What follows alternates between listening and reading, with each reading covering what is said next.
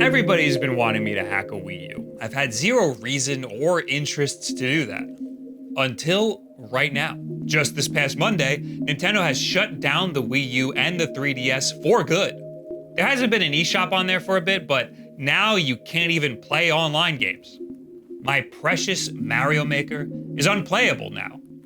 I haven't touched my Wii U since 2019, right before the new Mario Maker 2 came out. I had to fish this thing out of my parents' basement. Admittedly, I never really liked the Wii U. I think it's a bit of an abomination that just so happened to have some great games on it. But after hacking this thing, it kind of opens it up to a lot of useful functionality that I wasn't expecting. Backing up your physical games for use on other emulators? Installing backed up games? Yeah, of course you could do all that. But what if you could just re-enable that online functionality that Nintendo just pulled away from us? That's the sort of end-of-life care that we want in our consoles.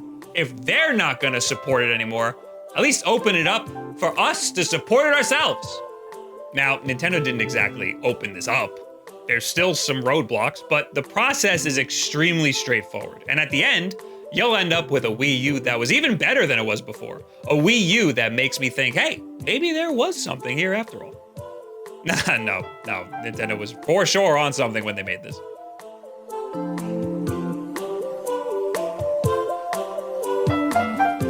This video is sponsored by Dust Silver.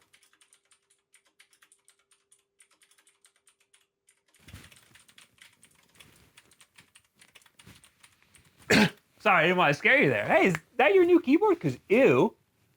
Yeah, what's wrong with it? Don't worry about it. Scoot over. Let me see something. Scoot over. Let me see. We'll get you a new one. Scoot. Oh, let's see here. Up. Yep. Yeah, there it goes. Brighten up your desk with a Dust Silver keyboard. The D84 comes in wired and wireless, which has both Bluetooth and 2.4 gigahertz wireless for a faster connection, and full RGB lighting. Wow. We order lunch yet? Yeah. What do we get? Tony's. I like that place. And it comes in a whole assortment of colors. I have here the blue-pink milkshake and the purple-pink lilac. They also have an assortment of artisan keycaps on there. They gave me this toe bean one. It's so kawaii desu ne. Get your D84 wireless for $119 or use code WULFF for 15% off, making it just $101.15. Choose from Gateron blue, black, brown, or red switches for a tactile or linear feel. I have here the red switches for a smoother typing experience.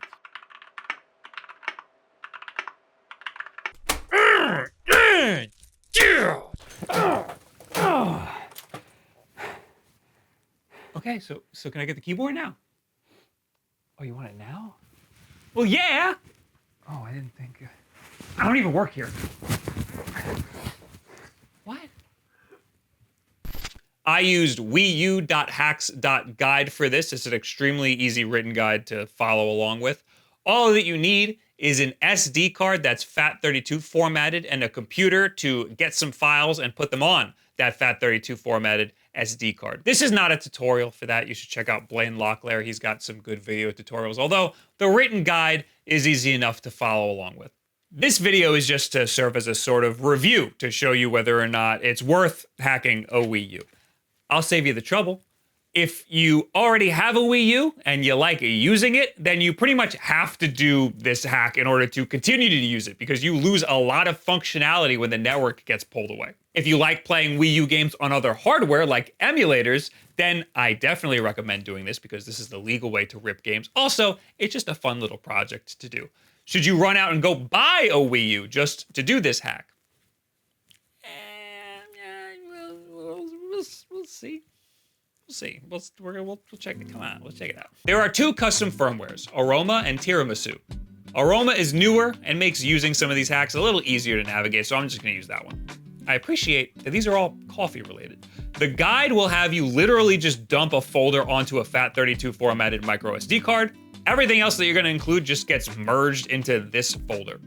Then you pop it into your Wii U and open up the Wii U's web browser, which surprisingly still works even after the network shut down. Then on the gamepad, navigate to WiiUexploit.xyz. This website will run an exploit that basically hacks your system. You hold B while you click run, and then next, you're gonna have to back up your stuff. I selected the optional MLC dump, which basically does a full backup of the whole system. It would have been done really fast if I didn't do this, but because I did do this, it took about an hour to back up.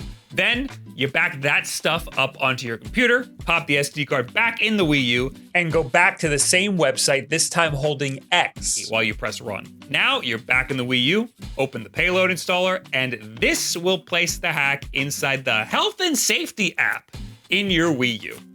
Hope you weren't looking forward to looking at that health and safety app anymore because it's being repurposed. You'll never see that again. You can set the Wii U to automatically boot into the health and safety app when you boot up the console, but I kind of like having it so you have to press the health and safety app to enable the hack. It's kind of like a toggle switch. It's kind of cool in that way.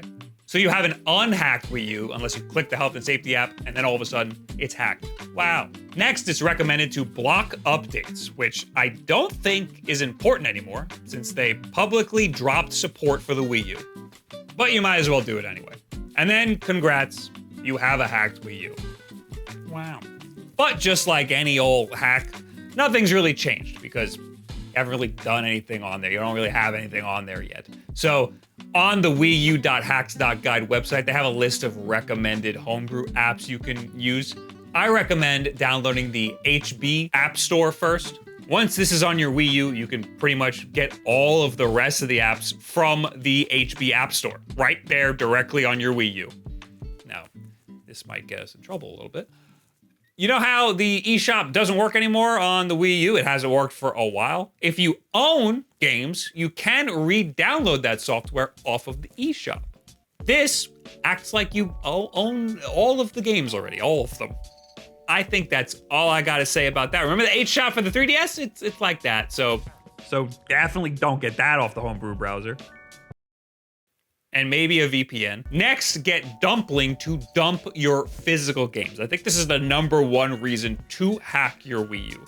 You want to get those physical games, those ROMs off of there. You want to get the digital games that you have on your Wii U. You want to get your save files. You want to get all of that stuff off of your Wii U because it's not going to live there forever. It will just die eventually. Using this, you can dump your physical games onto the SD card, but that wasn't working for me for some reason. So I had to dump them onto an exFAT formatted USB drive plugged into the back of the console, and that worked great. Those ROMs can then be dumped onto your computer and used on other hardware, which is completely legal and is a right that should be protected at all costs. Another app that I wanted to try is called HID to VPad, which is an app that allows you to use other controllers on your Wii U, like Xbox controllers and PlayStation 4 controllers and stuff like that. I like playing Mario Maker with this thing I've been working on. I'm not really ready to show it on main yet, so just pretend like you didn't see anything. I had it set as a Nintendo Switch controller and plugged it into the back of the Wii U. To enable HID to VPad, you press L, D-pad down, and select to bring up your homebrew plugins. That's something somebody in the chat had to tell me. It wasn't clear from the homebrew guide how to bring up the plugins. So just remember that little keyboard shortcut. I configured this controller to act like a Wii U Pro controller, but it had insane drift, which is really bizarre considering these keyboard keys are supposed to act like a D-pad. Someone in my chat let me know that the gamepad actually has really wide dead zones, which people think is a negative of the gamepad, but I set my controller to act as a gamepad and that worked perfectly. That actually fixed my problem for about 30 minutes. Then when I tried again, Mario wouldn't do a short hop. It was like the A button was drifting. So I guess this app is a little finicky, but it's still cool that it's there. I wanted to do a whole segment about getting retro games on your Wii U because I heard it's a pretty robust retro emulator. But the RetroArch that's for the Wii U does not work with the Aroma custom firmware. It only works with Tiramisu. You can put both Aroma and Tiramisu on here, but I've already done enough. I was also a little excited to get Wii and GameCube stuff on here because you can run a virtual Wii on here, but that also didn't seem as easy as just downloading an app. And I gotta be honest, I got caught up doing other stuff with this thing. And I know you're probably wanting me to talk about the hack that will just re-enable the online functionality. That is a community-made online network called the Pretendo Network. It's basically a community-made network that restores a ton of functionality back onto the Wii U. It doesn't have everything, but it does have a lot. There is actually a way to do this without hacking the Wii U at all. If you don't want to go through all of the trouble, you can just do the SSSL method. However, this method restricts the amount of services you'll end up with even more. It's really not that hard to hack the Wii U, so you should probably just do the full method, which is called InK, and you can go over to pretendo.network to follow the whole guide on how to do that. I'm not going to go through the whole process here. I'm just going to tell you where my pain points were so that you can avoid those and do the right thing where I screwed up. Getting Pretendo on here isn't really the issue. The issue is Nintendo's network ID system. That's a huge pain in the ass, and that's largely thanks to Nintendo's confusing and annoying network ID system on the Wii U. Their own system that you have to use to get Pretendo to work. You need a Nintendo network ID registered through the Pretendo network called a PNID. You do this first on the Pretendo website, then you have to make a Mii on your console with the same username and birthday and all that. While on the Pretendo servers on your Wii U, using that Mii that you just created, you need to then pretend like you're logging into an existing Nintendo network ID. This tripped me up a little bit, but we got there eventually. I made a different Mii and it had a different name, and that f***ed up everything. Now, since you needed to create a whole new user, you're starting from scratch. You don't have any save files or anything. You can transfer your save files. You need to go to the homebrew browser and get an app called Save Me to transfer your saves from one user to another. Now, there isn't a way to do this for all saves at once, so you have to do it one game at a time, which is a bit annoying. Honestly, I only wanted to restore online services for Mario Maker and get my levels back online, so I just transferred that one save file. Now, Mario Maker is back. We have access to the course browser once again, something Nintendo just ripped away from us on Monday. However, not all functionality is back. The 100 Mario Challenge did not work for some reason. I also noticed I don't have Expert and Super Expert unlocked anymore, but I do have my levels, so that transferred in the save. The unfortunate thing here is that it acts as though these levels have been deleted from the servers. And unfortunately, if a level is deleted from the servers for any reason, Nintendo treats it as a banned level. So I cannot re-upload these levels without completely remaking them. This means restoring online services for Mario Maker is going to be a much bigger undertaking than previously expected. Unless they somehow fix this and allow us to re-upload levels from a previous save file. As of right now, there are a bunch of levels already uploaded to the Pretendo network, but it is a little bit barren. It's not the same anymore. There was a massive influx in Pretendo interest this week for obvious reasons, so I'd imagine there will be a lot more levels as time goes on. And this is great news because I really like Mario Maker 1. I might like it more than Mario Maker 2. I think the 100 Mario Challenge is way better than the Endless Challenge. I miss the mystery mushrooms. Playing this again kind of makes me want to get back into it. Hacking my Wii U gives me a lot more options. I could potentially play this anywhere now that I dumped the ROM. I wasn't thinking about this before I started making the video. Once I started dumping all my files to work with Cemu, and then I started trying to get Cemu to work with Pretendo, I realized all my ROM stuff is synced with Dropbox, and this arcade cabinet is synced with Dropbox. I have a video on this arcade cabinet. It's basically just a Windows handheld that's inside this big box. I just put Cemu on here with all the same files, and I'm friggin' playing Mario Maker online on my arcade cabinet. It's awesome. Although it doesn't run as good on here as it does on my desktop downstairs. Smash Brothers ran pretty good on here, though, for some reason. I don't know why Mario Maker's running worse. I did have to check async shader compile because there was a little bit of stuttering on my desktop PC, but it ended up evening out. But because of the dual screen nature of the Wii U, it looks awesome on this vertical screen. This is sick. On Pretendo's website, they show you how to get it to work with Cemu. It requires a couple of files. All of them were in the backup that I made originally when I first backed up the Wii U. And some of those files need to be moved into Cemu's root folder. And also I had an issue because I think I was trying to use my Wii U account and not my Pretendo account files. So just make sure if you have any issues, go back into Dumpling and dump all of your files again. And everything should be fine. Because we did all of those backups before we created the Pretendo account. So you might have to re-back up some of the stuff again. You know what I'm saying? You'll figure it out.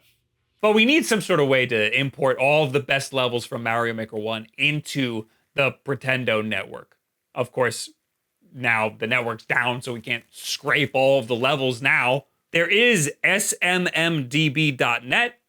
Maybe we can scrape that website and put those levels onto the Pretendo network. Maybe somebody could create a massive zip file that we can use. Besides Mario Maker, Pretendo restored services for a bunch of other games like Splatoon, Mario Kart, I think even Miiverse, although I couldn't get that to work, it just crashed on me just now. The full list of all of the stuff that it supports is over on its progress page. It even works on the 3DS, which I haven't checked out yet. It also has integration with Cemu and Citra emulators. That's something I definitely want to check out. Maybe next week, because I just got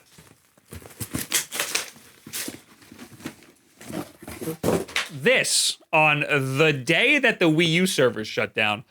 I got the Ioneo Flip DS. It's a Windows handheld with 2 screens on it. So this would be perfect for 3DS and Wii U emulation. What great timing. So I'll probably be checking this out in next week's video. Make sure you subscribe right here to see that. What do you guys think about a hacked Wii U? Are you going to give this a try on yours? Is it going to restore some life onto your Wii U? At the very least, upload a couple of Mario Maker levels for me so I have something to play on here. I'm excited now to get my stuff off of here and put it on like Cemu on my computer and see how Pretendo works on there, or even on this thing. And now I got all my ROMs dumped. I can put all my ROMs on here? Wow. Leave it in the comments below. Add me on Twitter and all of this other social media garbage. I'm also going to be checking this out on twitch.tv/WulffDen before I make the video, because it's my workflow. Thank you, Dust Silver, for sponsoring this video. Don't forget to check them out and get 50% off of their keyboard. Of course, the most important thing you can do to help support this channel is subscribe and share this video with a friend who's got a Wii U and needs to do something with it. Thank you very much. Have yourself a very good week.